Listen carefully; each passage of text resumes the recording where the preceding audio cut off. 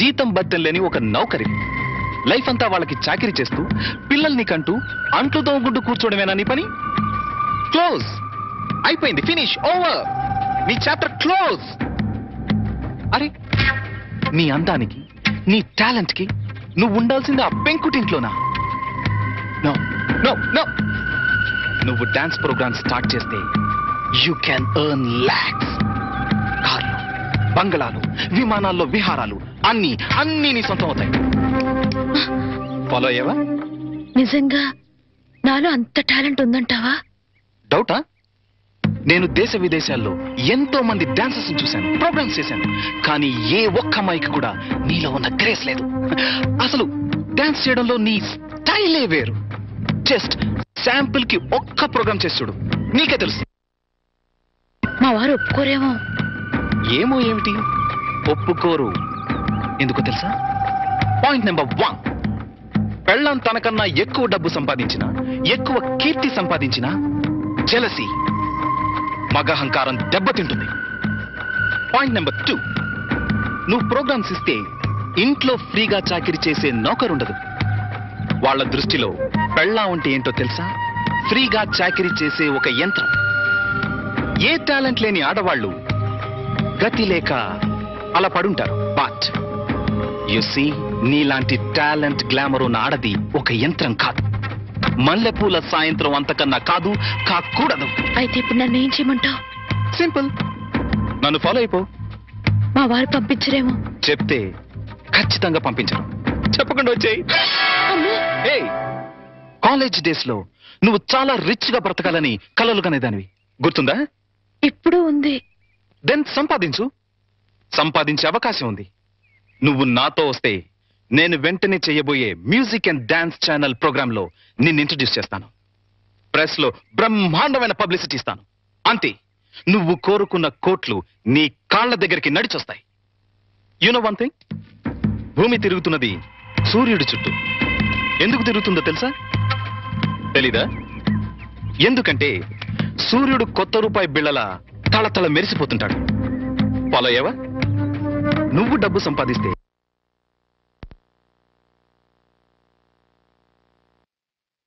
నీ వాళ్ళంతా నీ చుట్టూ తిరుగుతారు. అది నువ్వేం చెప్పదు, జస్ట్ విను. నువ్వు డబ్బు సంపాదిస్తే నాకేం లాభం రాదు. ఇందులో నా స్వార్థం లిటిల్ బిట్ ఉందనుకో. నువ్వొస్తే నా ట్రూ ప్రెస్టేజ్ పెరుగుతుంది, డిమాండ్ పెరుగుతుంది. ఆలోచించుకో. ఒక్కసారి కాదు, 100 సార్లు ఆలోచించుకో. నీకిష్టమైతే రాత్రి 12 గంటలకి మీ వీధి చివర కారులో వెయిట్ చేస్తుంటాను. Exactly half an hour wait చేస్తాను. వస్తే హెవెన్ ఎలా ఉంటుందో చూపిస్తాను. లేదా ఆ హెల్లోనే, ఆ వెల్లోనే మగ్గిపో. It's up to you. Bye. అది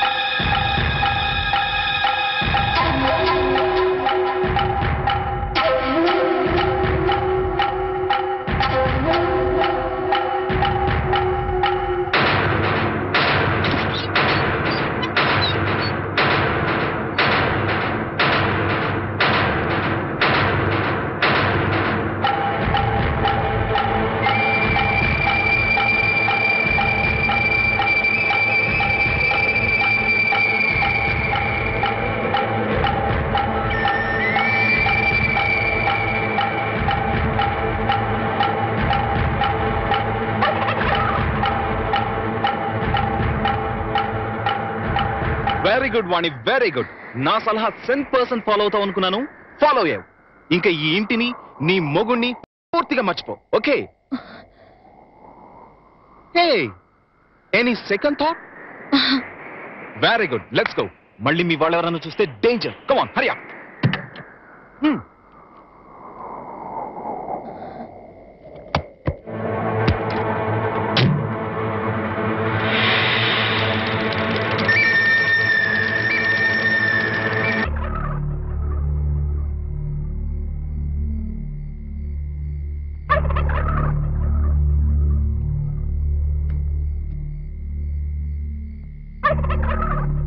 అట్టా చూడకండి బాబు, ఆకాశానికి దిష్టి తగులుద్ది.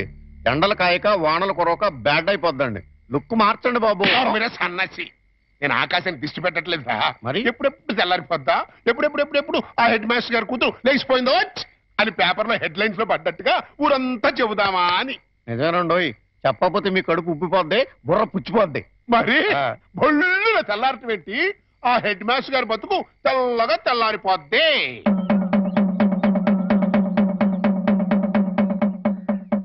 అమ్మలారా, అక్కలారా, ఫ్యామిలీ లేడీస్ లారా, పరువుగా కాపురం చేసుకునే దంపతులారా, రండి బాబు రండి, రండి బాబు రండి. వేడి వేడి న్యూస్, ఫ్లాష్ న్యూస్, వేడి వేడి న్యూస్, ఫ్లాష్ న్యూస్. రండి బాబు రండి, రండి బాబు రండి, రండి బాబు రండి, రండి బాబు రండి. ఫ్లాష్ న్యూస్, వేడి వేడి న్యూస్, వేడి వేడి న్యూస్. రండి బాబు రండి, రండి బాబు రండి. ఇందు మూలముగా 50 మంది ప్రజలకు తెలియజేయనిది ఏమనగా, Shri Shri Shri Shri Shri K Satyanarayana BA BEd head master గారి ఏకైక పుత్రిక శ్రీమతి వాణి గత అర్ధరాత్రి 12 గంటల 10 నిమిషములకు మంచి దుర్ముహూర్తమునందు లేచిపోయింది అని తెలియజేయుటకు మిక్కిలి సంతోషించుతున్నాము. లేచిపోయింది హెడ్ మాస్టర్ గారి కూతురు అర్ధరాత్రి 12 గంటల 10 నిమిషాలకి మంచి దుర్ముహూర్తం లేచిపోయింది. లేచిపోయింది. నీ పిల్లలు లెగిసిపోయింది అన్నాను. అవునయ్యా, అవునయ్యా, అవునయ్యా. నీ పిల్లం పచ్చరంగు చేస్తూ సిమెంట్ గారి సూట్ కేసుతో అది క్లాస్ పెడుతూ లెగిసిపోవడం నా కళ్ళ చూశాను. మళ్ళీ అదే ఆగు, ఆగయ్యా, ఆగు, ఆగు, ఆగు, ఆగు. నువ్వెన్నిసార్లు కొట్టినా నేను అదే కూతుకొస్తాను. అంతెందుకు నీ ఇంట్లో పచ్చ రంగు చీర ఉందేమో చూడు, ఉండదు. సిమెంట్ గారు సూట్ కేసు ఉందేమో చూడు, ఉండదు. అంతెందుకు నీ పిల్ల ఉందేమో చూడు, ఉండదు. ఎందువల్ల? పోయింది. పోయిందయ్యా. అల్లుడు, పోయిందంటే. అల్లుడు, నేను చెప్తున్నాను కదా. ఏం మాట్లాడుతున్నాడు చూడండి, ఏం మాట్లాడుతున్నాడు చూడండి. నువ్వు లోపలికి అమ్మాయి తీసుకురా. మా వాణి, వాణి, వాణి.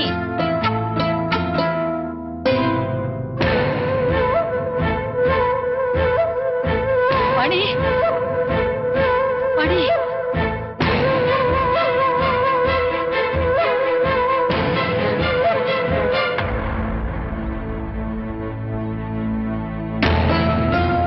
పూర్ణ, అమ్మాయిది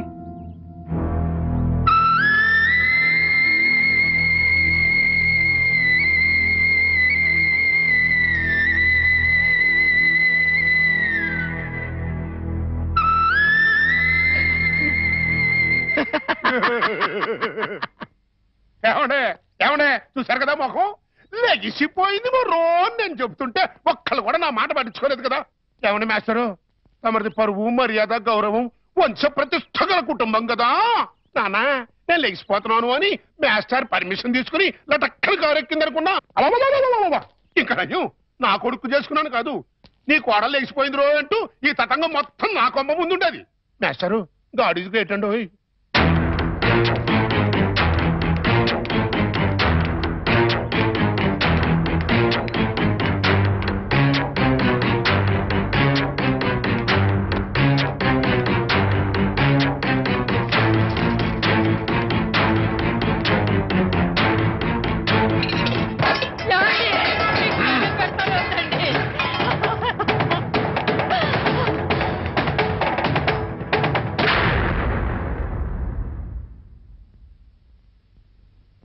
బాబు, ఈ చేతులతోనే నీకు కాళ్ళు కడిగి కన్యాదానం చేశాను. అది ఇప్పుడు ఎక్కడున్నా సరే వెతికి పట్టుకుని ముక్కలు ముక్కలుగా నరికి ఆ రక్తంతో మళ్ళీ నీ కాళ్ళు కడుగుతాను. అడ్డు తప్పుకో. మామయ్య, వాణిని చంపితే పోయిన పరువు తిరిగి వస్తుందా? రాదని తప్పు చేసిన దాని ఉదయమంటావా? చేసిన తప్పుని సరిదిద్దుకునే అవకాశం ఇమ్మంటున్నా. అంటే హెడ్ మాస్టర్ గా మీరు ఎంతో మంది పిల్లలు ఎన్నోసార్లు తప్పు చేస్తే క్షమించుంటారు, లేదా ఏది తప్పో ఏది ఒప్పో చెప్పి వాళ్ళని బాగు చేసి ఉంటారు. అలాంటి మీరు అది పిల్లల విషయం, కానీ ఇది వాణి పసిబిడ్డకి తల్లైనా ఇంకా పసితనం పోలేదు. కార్లు బంగళాలే జీవితమని భ్రమలో ఉంది. ప్రలోభానికి గురై ఆశలకు ఎరై వెళ్ళిపోయి ఉంటుంది. నేను వెళ్ళి నచ్చ చెప్పి వాణిని తీసుకొస్తాను. బాబు, రెండు చేతులు ఎత్తి నమస్కరించాల్సిన సంస్కారం నీకున్నా నాకు అర్హత లేదు.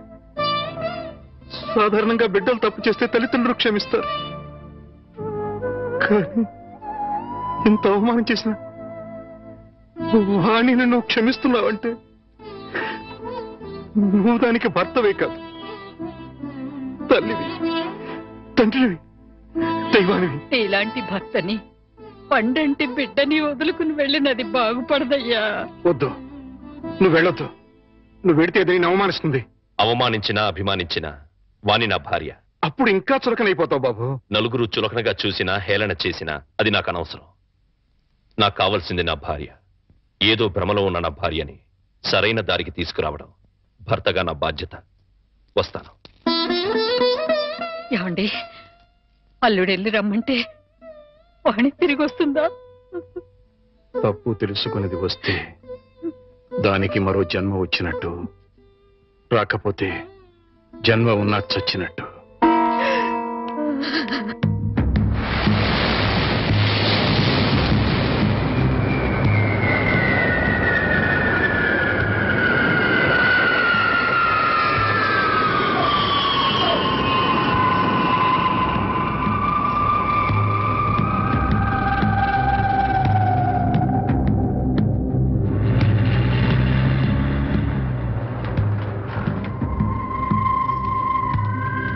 Get on one. Come. Hey driver, इधर आओ. Luggage निकालो. Hi Prakash. Hi Rita. By the way, this is Vani. Vani, this is Rita. మీరు ఫోన్ లో చెప్పింది. Yeah. Hi hi. ఓకే వాణి, ఇది రీటా ఇల్లు. ప్రస్తుతానికి నువ్వు ఇక్కడ స్టే చేయి. ఓకే, రీటా నీకు తోడుగా ఉంటుంది. నేను కొన్ని పనులు చూసుకోవాలి. రీటా, సాయంత్రం షూటింగ్ మీరిద్దరు డైరెక్ట్ గా వచ్చేయండి. Okay okay. Hey Vani, what is this? ఇంకేం ఆలోచించుకో. సింపుల్ గా రిటర్న్ ఫాలో అయిపో. Right, bye. నాతో కంపెనీ మీకు బోర్ కొట్టదు. రండి రండి.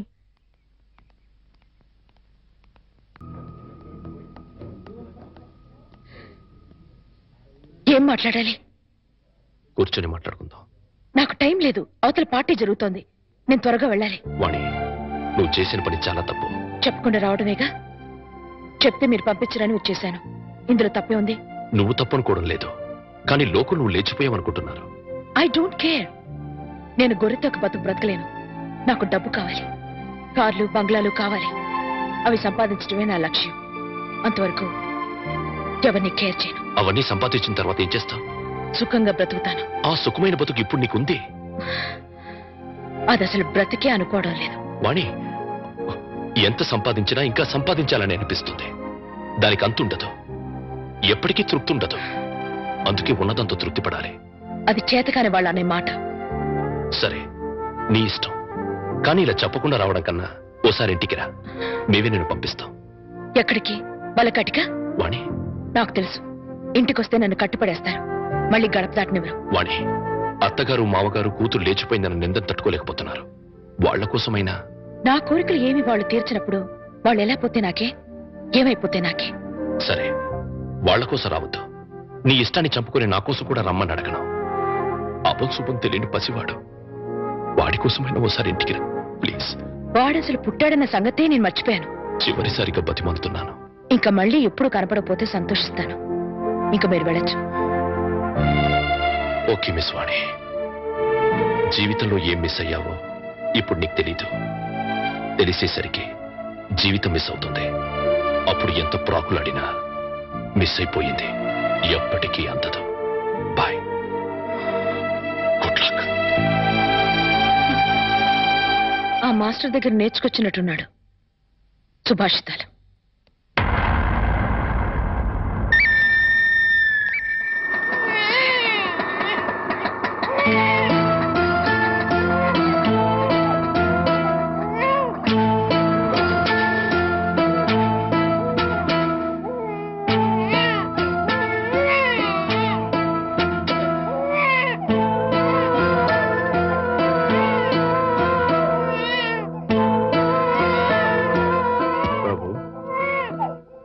నేను రాను అని నిన్ను అవమానం చేసి పంపించేసింది కదా.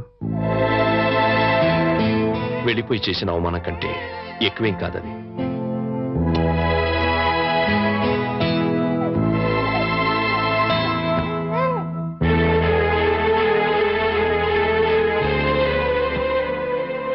వెళ్తాను మామగారు. ఎక్కడికి పెడతావయ్యా? భరించగలిగితే బతకడానికి, లేకపోతే చావడానికి.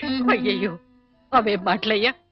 చావాల్సినంత కర్మ నీకేం పట్టింది? బతికుండాల్సినంత అవసరం మాత్రం ఏముంది అత్తయ్య? దాన్ని ప్రాణానికి ప్రాణంగా పెంచుకున్నాను.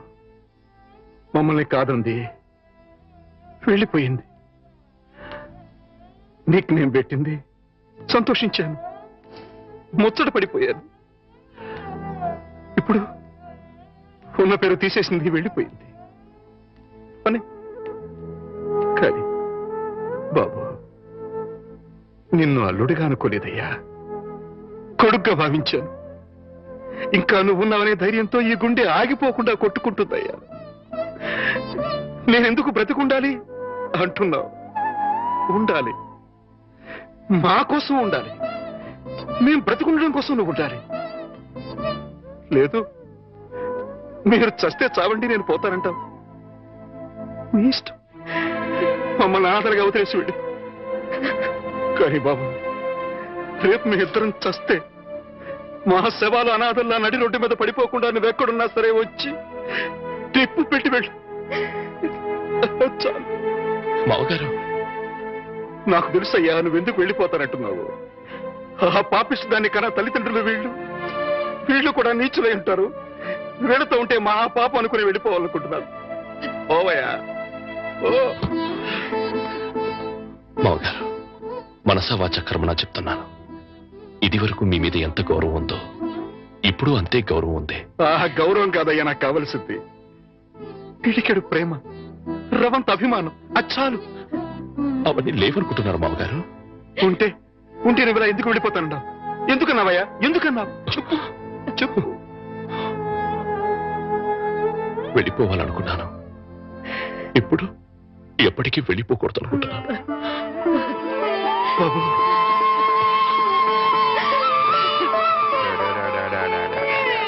ఇప్పుడే పాలు పట్టానండి. బిడ్డ ఎందుకు ఏడుస్తున్నాడో ఏమో. బాబా